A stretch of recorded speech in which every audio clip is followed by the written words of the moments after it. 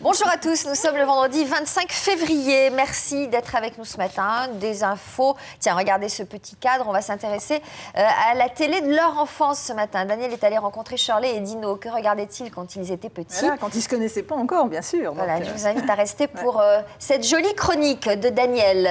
On parlera de Marcel Proust. Il aurait plus de 100 ans. On en parlera avec Gonzague Saint-Brie qui va nous parler des Proustomaniaques. Proust plus présent que jamais. Alors, quelles étaient ses habitudes? Comment écrivait-il? Où?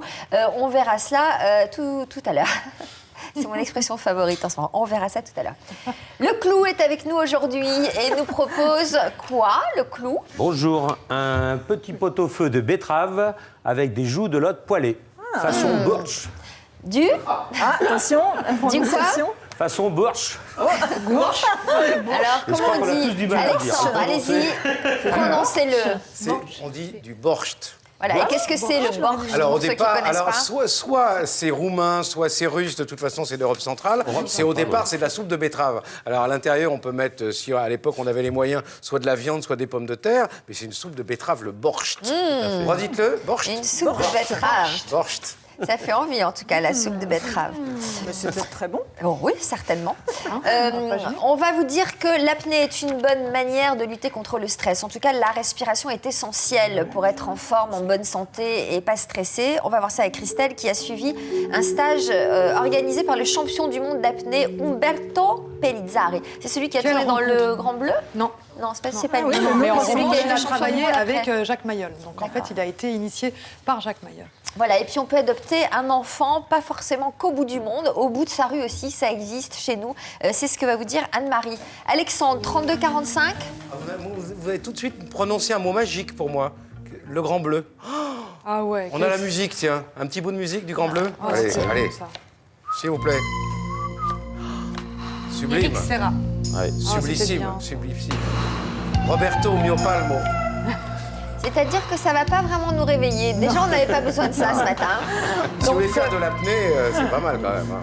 Ah oui, ça va bien avec. J'adore. ça, c'est Alors, sûr. laissez-la maintenant. Moi, je parle plus et on l'écoute jusqu'à Alors la moi fin. je peux continuer, je peux vous dire qu'on est au Voilà, standard lui, il est au petit. grand complet et que cette émission est en direct et interactive. On vous attend. Réaction, question au 32-45. Roberto Mio Palmo. Alors, quand on est stressé, par exemple, quand on a peur avant un grand direct, avant un téléthon, avant une grande émission de télé, moi, je m'oblige à respirer par le ventre. C'est Très vrai bien. que c'est important de gérer Oui. sa respiration pour lutter contre le stress. Et c'est ce que vous avez appris au cours de ce stage? Absolument, la respiration, c'est la clé pour lutter contre le stress. Vous savez que maintenant, le stress, ça a été argumenté, ça augmente les risques de maladies cardiovasculaires, mais aussi de cancer. Donc c'est vraiment un problème au quotidien, un problème de santé publique. Il faut apprendre à gérer son stress. Alors évidemment, il y a le yoga, les séances de relaxation, les séances de méditation. Ça marche, c'est compliqué et c'est très long. Moi, j'ai trouvé une activité qui m'a vraiment surprise. C'est une activité qui, tout de suite, dans l'instant où vous mettez vos palmes, où vous êtes en face de votre prof, vous êtes complètement détendu parce que vous allez former une bulle et vous allez vous garder cette bulle pendant 1 heure, pendant le cours. Vous êtes complètement déconnecté et vous allez avoir un travail sur la respiration incroyable parce que c'est un travail imposé par la profondeur. C'est-à-dire que vous êtes dans l'eau, donc de toute façon, vous êtes obligé d'adapter votre respiration à l'exercice et à la profondeur. C'est vraiment un moment unique. Je l'ai fait avec mon fils. C'était une belle expérience. Je suis quand même assez stressée dans la vie de tous les jours. Et je peux vous dire, oui, un petit peu quand même, un petit peu speed. Et je suis ressortie complètement métamorphosée. C'était vraiment une belle parenthèse. Alors évidemment, avec Umberto Pellizzari, qui a quand même 17 records mondiaux à son actif, il est quand même descendu à 150 mètres. Vous voyez, pour vous dire, avec une gueuse. Hein, c'était une sorte de petite moteur qui vous emmène au fond et ils vont monter en parachute. Bref, des émotions. Je propose tout de suite une immersion immédiate. Soyez zen. Oh, c'est-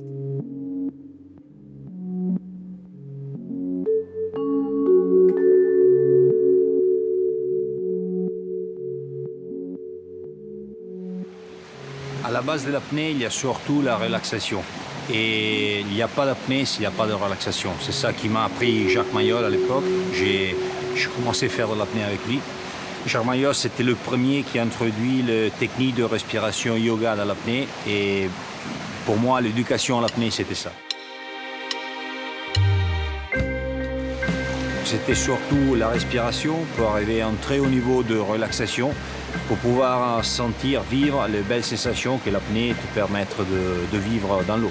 Disons, dans un point de vue physiologique, dans l'apnée, tu entraînes l'activité cardiovasculaire, l'activité pulmonaire bien sûr. Donc il y a des activités qui sont importantes pour le bien-être en général. Mais je pense que l'entraînement le plus important, c'est le niveau mental.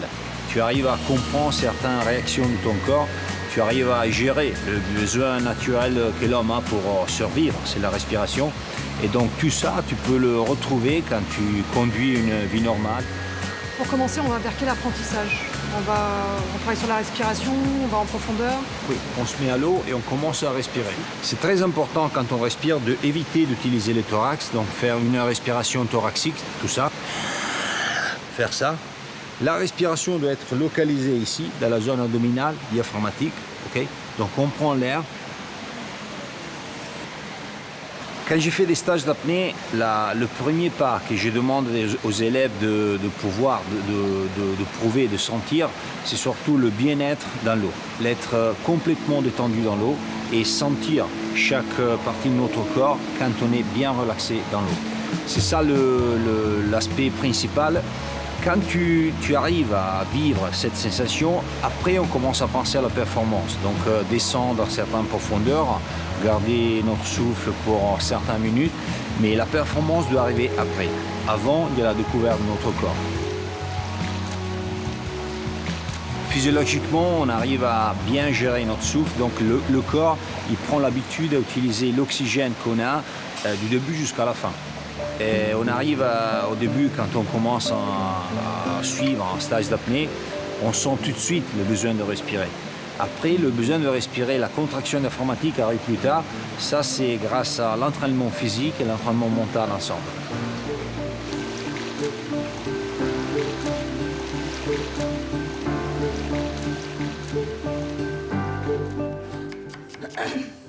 Ça fait envie. Alors, il faut retenir quoi? Parce qu'on va peut-être pas tous aller dans une fosse à 20 Non, mètres de mais profondeur. ce qu'il faut retenir, c'est que déjà, ce n'est pas une activité qui est réservée aux plongeurs uniquement. C'est ouvert à tout public. Vous pouvez faire des stages. Et c'est... alors, peut-être que vous n'allez pas pouvoir en faire tous les jours, mais c'est une expérience qui vous permet... Qu'est-ce qu'on peut faire dans sa baignoire, par exemple, sous l'eau, pour reproduire le même type d'exercice? Non, la respiration, c'est très simple. Hein. La base de la respiration, c'est d'expirer le plus longtemps possible et d'expirer beaucoup plus longtemps que l'inspiration. Ça, c'est la base. Même avant de s'endormir, quand on est un peu stressé, même avant de faire intervenir la respiration abdominale, c'est de savoir que nous, dans nos vies de tous les jours, et plus on est stressé, plus c'est comme ça, on reste sur un mode respiratoire très, très limité. Apprenez à expirer. Quand vous expirez, vous devez expirer 2 fois plus longtemps, 3 fois plus longtemps que l'inspiration. Quand vous faites du sport, quand vous voulez vous relaxer. Et bon, là cette activité-là, c'est génial parce que vous êtes obligé, évidemment, d'apprendre à complètement à gérer non seulement votre respiration, et puis vos émotions. Parce que vous vous retrouvez quand même dans une fosse.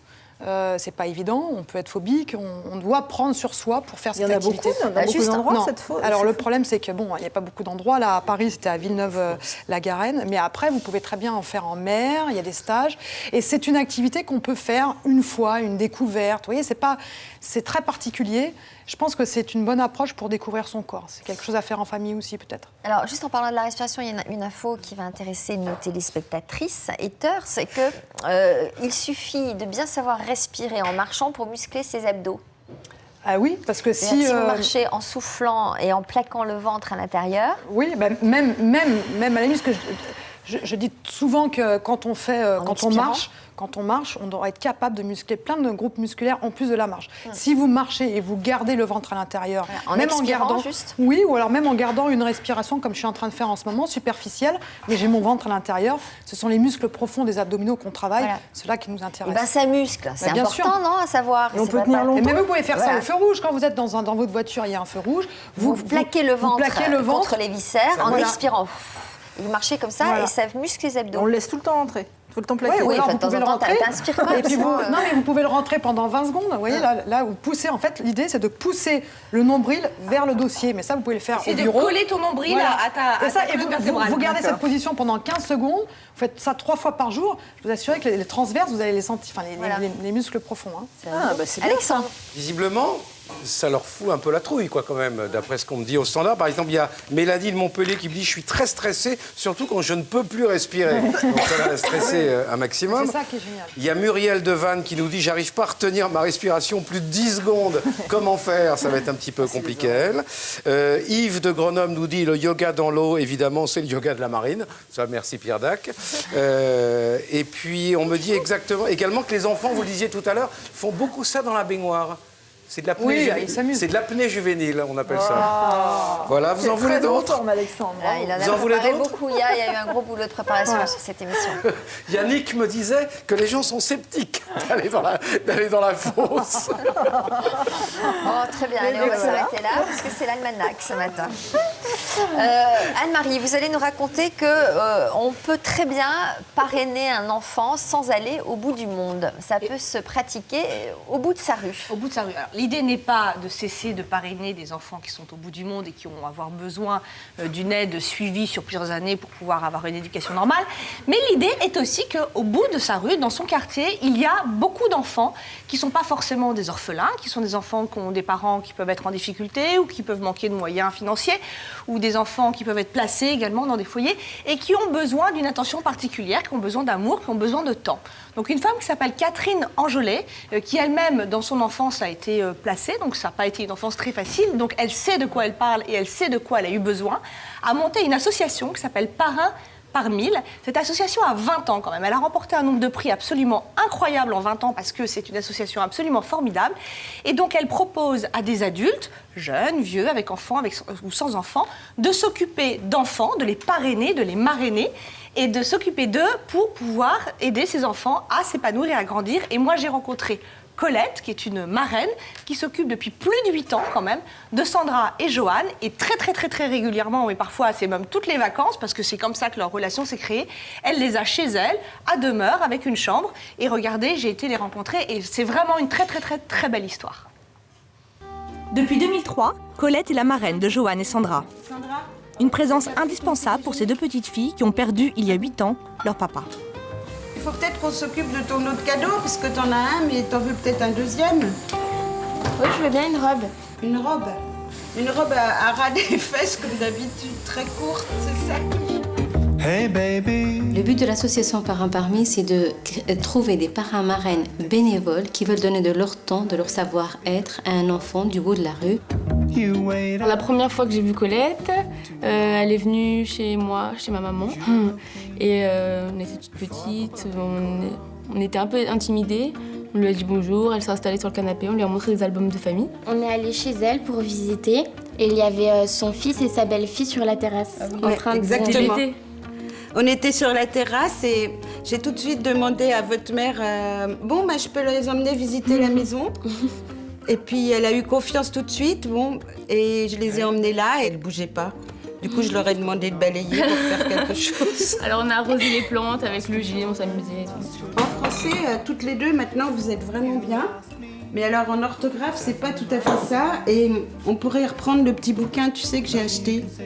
Tu vois? On a l'impression d'être comme une famille recomposée parce que limite si on va pas chez elle un week-end sur 2 et tout, c'est une espèce de garde partagée. On sort, on va en vacances ensemble. Et elle vient au conseil de classe aussi, souvent. Elle s'occupe de notre scolarité, elle s'occupe de tout. Donc c'est comme un troisième parent, quoi, en fait. Les parents que j'ai vus hier, comment t'écris vu? V-U-S. Oui, d'accord. Bon, en progrès. Et toi, tu le sais? Chaque histoire est une histoire unique. C'est aux parrains marraines et aux filleuls de construire leur histoire et de partager leur passion commune. J'essaye de prendre le temps de leur parler. Et comme j'ai pas le même enjeu qu'une mère, quelque part, c'est plus facile. D'abord, je m'entends très bien avec leur mère, donc il n'y a pas de problème de ce côté-là. Ah ouais. Je sais pas ce qu'il nous avait pris de nous déguiser comme ça. Ça le fait trop. Bonjour Coletty. Ça va? Tu vas bien? Ouais. Et toi? Maman. Tes filles, elles ont été insupportables. Tout s'est fait tout naturellement, en fait. Je ne me posais pas de questions. Je me suis dit, qui vivra verra. Mais t'as vu là? Moi, ça m'apporte aussi beaucoup, vous voyez. C'est pas que je leur apporte des choses, c'est que moi aussi, du coup, je suis rentrée dans une autre famille. T'as vu? Si je devais résumer un petit peu les liens qu'on a avec Colette, moi je dirais tout simplement que ferais-je sans.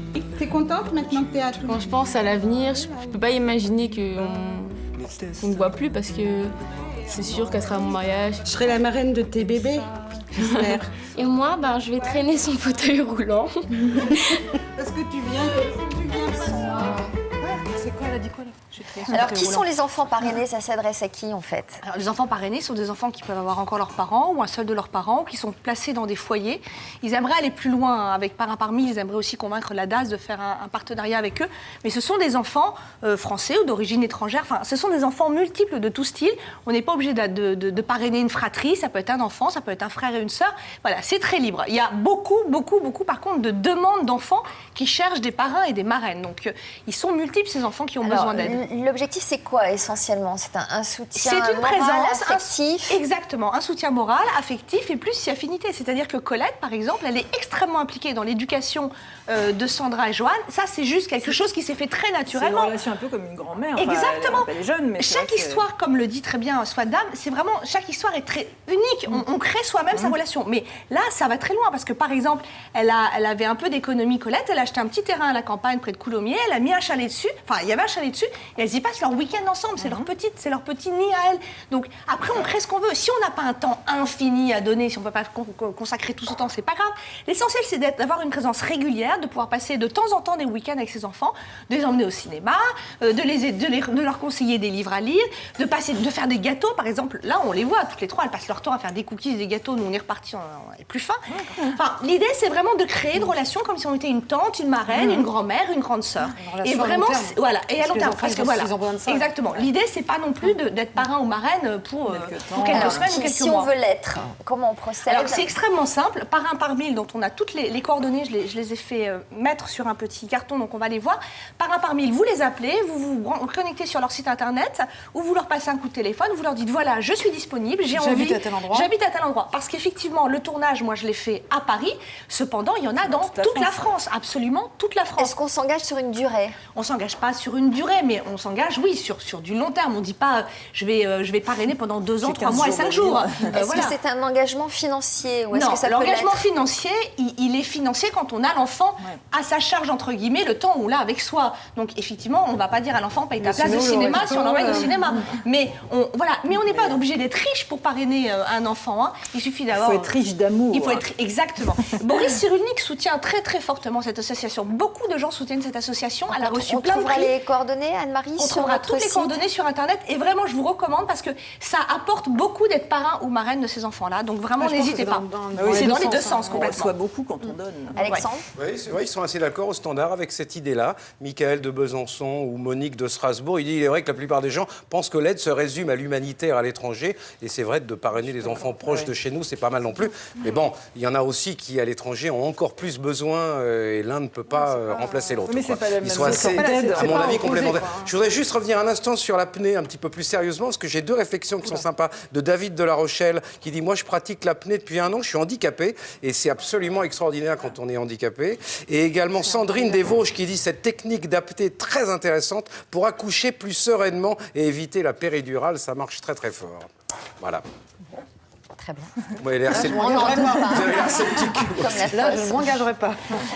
Donc, pour vous inscrire en tant que parrain, eh bien, on vous invite à regarder les coordonnées de cette association sur notre site internet. Tout à l'heure, on découvrira le reportage de Daniel sur Shirley et Dino. Que regardaient-ils lorsqu'ils étaient enfants?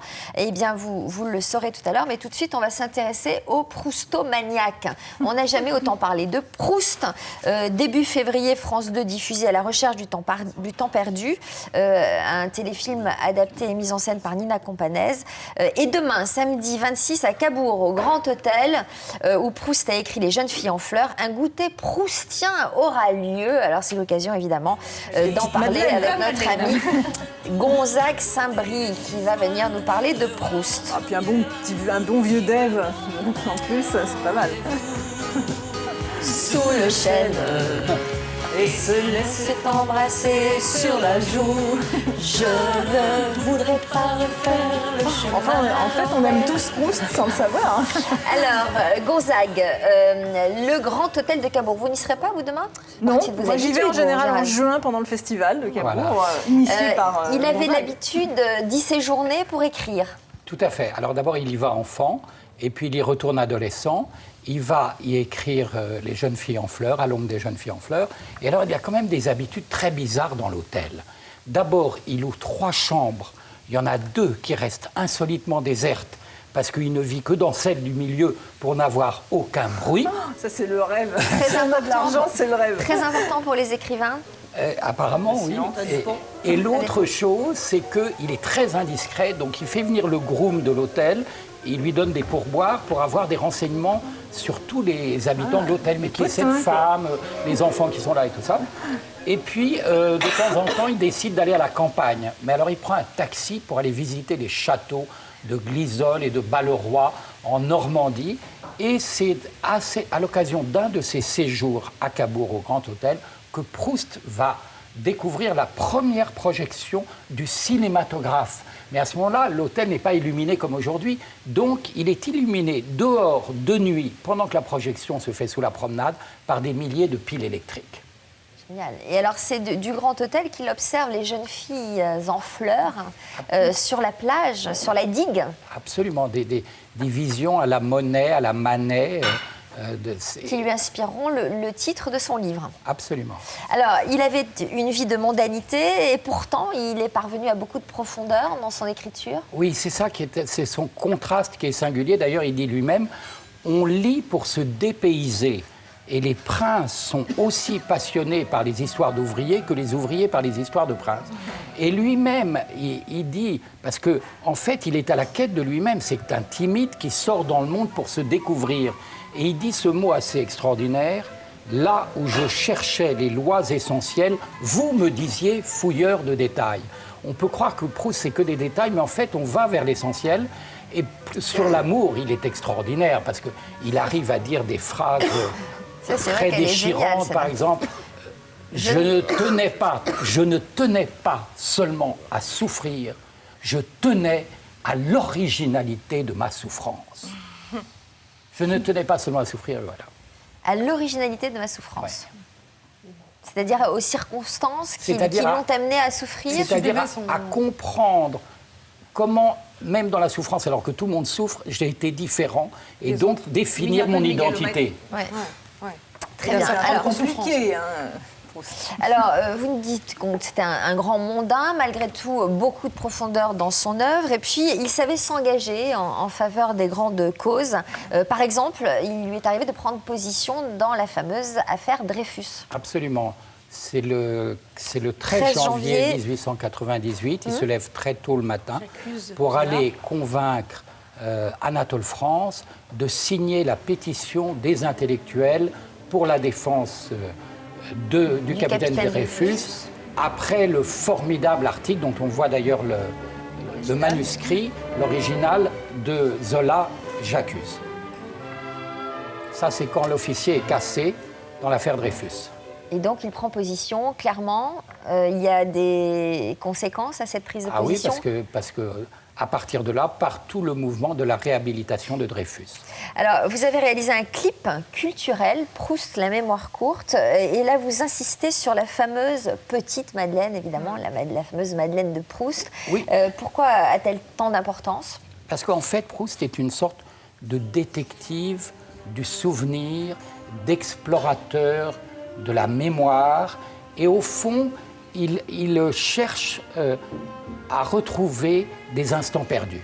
Et alors, ça lui arrive 3 fois dans son œuvre, par des moments très brefs. La première fois, donc, il trempe la Madeleine dans du thé, et en goûtant cette Madeleine, reviennent les images de son enfance à Combray, qui est une ville qui s'appelle, un petit village qui s'appelle Illiers-Combray, parce que Combray, c'est le nom qu'a donné Proust, et Illiers, c'est le nom de la vraie commune. C'est rare d'ailleurs qu'un village ait le nom donné par un écrivain. Et alors ça, la deuxième vision qu'il a eue, un jour, il est dans un hôtel particulier à Paris, il marche sur des pavés inégaux, Et tout d'un coup, ça lui rappelle les pavés inégaux de la place Saint-Marc à Venise, et il voit tout d'un coup Venise. Et la troisième chose, c'est que il est dans un restaurant, il est en train de se sécher la bouche avec une serviette, mais les serviettes en pesée comme à l'époque. Et là, ça lui rappelle Cabourg, et il voit la salle à manger de Cabourg qu'il appelle l'aquarium. Et alors, donc, tout ce rapport au passé et à ses sensations, à ses impressions. Voilà, c'est ça. D'ailleurs, le titre de son livre, « À la recherche du temps perdu ». Heureusement qu'il a fini par ce titre, parce que le premier titre était totalement ridicule, « La colombe poignardée ». C'est moins bien. En fait, on connaît tous ça. Il y a une odeur comme ça qui passe et tout d'un coup, ça nous... Mais seulement lui, il sait l'exprimer, c'est tout. C'est quoi, par exemple moi, c'est la fleur d'oranger, le goût de la fleur d'oranger que ma maman me donnait pour m'aider à dormir le soir, par exemple. Et vous? Moi, c'est les oiseaux le matin au printemps. Ça me, les fameux canards de Melun. Non, pas les canards, les oiseaux au printemps, ça me rend nostalgique. Et vous, Alexandre, vous, c'est l'odeur du birch? Moi, c'est le borsch, évidemment. Moi, c'est le borsch, c'était gefilte fish. On fait pas des livres, quoi. Et le gefilte fish. Chacun sa Madeleine. Alors, il était asthmatique, Proust. Il se sait condamné. À ce moment-là, il va se cloîtrer dans son appartement de Paris pour tenter d'achever, avant de mourir, son immense œuvre, justement, à la recherche du temps perdu. Dans quelles conditions écrit-il à ce moment-là? Alors, il est complètement décalé. D'abord, il s'est enfermé dans son appartement de la rue Hamelin. Ensuite, il a fait poser des plaques de liège sur tous les murs, encore une fois, pour qu'il n'y ait aucun bruit. Et il va vivre comme un décalé, c'est-à-dire qu'il travaille la nuit, il dort le jour, il se réveille à 11h du soir et il est en train de tenter, car il se sait condamné, il sait qu'il va mourir, de terminer ce qu'il appelle l'immense édifice du souvenir. Et c'est vrai qu'il va y parvenir puisqu'il va mourir la veille de sa mort jusqu'à 3h du matin. Il corrige les épreuves de la prisonnière, c'est-à-dire les morceaux de pages qui sont revenus de chez l'imprimeur. Il dort le jour, il travaille la nuit, voilà. Nous dites-vous. On a entendu Mozart, là, il y a un rapport avec Proust, il écrivait sur la musique de Mozart ou pas? Non, mais il a inventé une musique qui n'existe pas, et demain à Cabourg, on l'entendra, qui est la sonate de Vinteuil, et qu'il a fait d'après plusieurs musiques de son époque. Ah bon? Ah oui, qu'il a réuni. Il est une sorte de DJ. Voilà, c'est elle est excellente, celle-là. Voilà, vous pourrez la reprendre demain à Cabourg. Alors, quels sont les prochains rendez-vous où on va retrouver les Proustomaniaques? Alors ça, c'est formidable, parce que d'abord, Proust, c'est quand même l'homme le plus lu dans le monde. L'écrivain international le plus lu après Shakespeare. Les Proustomaniaques, on les voit partout. Il y en a au Japon, il y en a aux États-Unis. Moi, j'ai rencontré le traducteur de Proust au Japon, qui est un immense professeur d'université. Absolument. Et il collectionnait des pièces, il avait couru les ventes toute sa vie. Et j'ai à la maison, j'ai 3 volumes d'une édition en japonais, les 3 premiers de Proust. Voilà. Mais c'est incroyable, au fin fond du Japon, ce type qui vivait. Et ce qui s'appelle Joshi-Kaya. Exactement. Voilà. Elle a rencontré Joshi-Kaya. Pourquoi qui c'est Joshi-Kaya? C'est un des plus éminents spécialistes de Proust. Il y en a 2 dans le monde. Il y a Carter qui vient des États-Unis et Joshi-Kaya. Vous les retrouverez tous les 2 au colloque international de Balbec qui se réunira au Grand Hôtel de Cabourg le 2 et 3 juillet. Mais revenons dans le temps passé comme Proust. Le 15 mai, à Illiers-Combray, se tiendra la journée des aubépines autour du rôle de ce parfum qui ouvre du côté de chez Swann. La maison de Tante Léonie est ouverte tous les après-midi pendant les week-ends pour la modique somme de 7 €. Ah oui, et puis, le goûter de demain, c'est que 8,50 €. Vous avez le droit de faire trempette pour faire trempette. Demain, c'est à Balbec, c'est ça? Demain, c'est à Cabourg, c'est-à-dire Balbec. Non, mais elle a raison, parce que Cabourg, c'est Balbec, comme Illiers, c'est Combray. Ouais. Et donc, il y a un goûter demain au Grand Hôtel de Cabourg. Et puis ensuite, les 11 et 12 mars, à Paris, à la Fondation Saint-Ger-Polignac, un grand colloque présenté par la Société des Amis de Marcel Proust avec Jean-Yves Tadier sur Proust et ses amis. Vous savez, celui qui disait un peu de mal de Proust, c'était Anatole France, parce qu'il disait « la vie est trop courte et Proust est trop long ». Mais moi, je voudrais terminer sur une phrase sublime de Marcel Proust qui peut nous aider chacun à vivre, en tout cas à être heureux aujourd'hui. Le comble de l'intelligence, c'est la bonté. Ben, c'est une phrase à méditer, ça. Hein, parce que ça nous laisse je connais beaucoup d'idiots, moi, finalement. Exactement. On dit bête et méchant. Il y a une chose on a l'habitude de saluer les salauds et on n'a pas l'habitude de dire la vérité. Le comble de l'intelligence, c'est la bonté. Et il y a une vérité qu'on ne dit pas souvent sur Proust, c'est que c'est très drôle. Et on croit toujours que c'est long et que c'est ennuyeux. Et c'est vraiment le problème très, de très cette drôle. littérature, c'est On qu'on la fait lire à des enfants qui ont 15-16 ans et qui ne sont pas du tout en âge d'apprécier et que ça rase totalement. Et je ne comprends pas que les programmes littéraires des classes de première, de lycée et tout n'évoluent pas. C'est quand même, c'est pas à cet âge-là qu'on apprécie. Moi, je veux juste témoigner que Proust remplit les salles parce que j'ai un comédien que j'adore qui s'appelle Jacques Serres qui a fait toute sa carrière avec la Comédie Française, qui dit en ce moment du Proust, c'est archi plein, on s'est battu pour avoir des places. Et alors là, pour les enfants, par exemple, c'est formidable, parce qu'il le dit d'une manière... Et ça s'appelle À la recherche du temps Charlus. C'était archi plein au Studio Théâtre au mois de février. Il refait quelques représentations à Boulogne-Billancourt en mars. C'est un monsieur, mais magnifique, et voilà, dit par Jacques Serres. Non, mais elle a raison, parce qu'il avait déjà fait. Il avait déjà fait des lectures de Proust extraordinaires.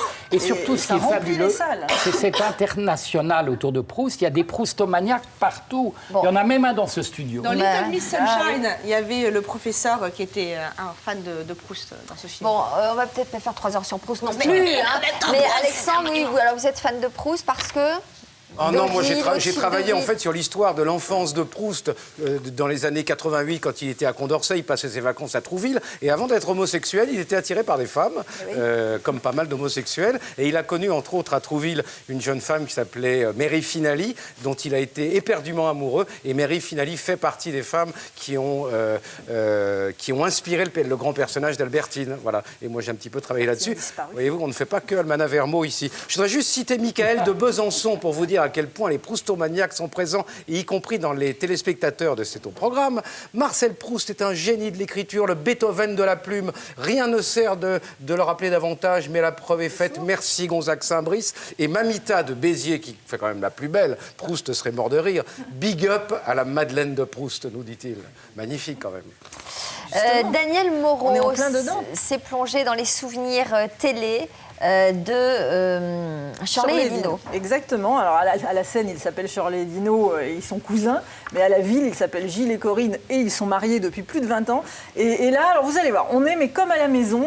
Ils ont très vite oublié les caméras et on est avec eux sur le canapé. Et donc, on est en plein dans la petite Madeleine de Proust parce qu'une émission de télé, un générique, ça peut aussi instantanément nous faire revenir en enfance. Et donc, ils sont retombés en enfance avec nous. On regarde tout de suite Shirley et Dino. Corinne et Gilles, bonjour. Bonjour. Quand vous aviez 8-10 ans, vous avez grandi où? C'était à peu près à quelle époque, Corinne? Alors moi j'étais à la Courneuve, dans le 9-3 comme on dit, le 93. Et puis j'habitais à Cité HLM. D'accord. Moi j'étais dans le nord-est de la France, donc de parents immigrés italiens. On a eu la télé, je devais avoir 8 ans. C'est pour quelle chaîne? C'est la TF1. TF1, oui. Est-ce que vous pouvez me le chanter une fois? Bon, on va le chanter ensemble. Vous êtes gentil. 1, 2... À la pêche, je suis fort. On mangeait avec ça. Ah ouais, c'était l'heure du repas.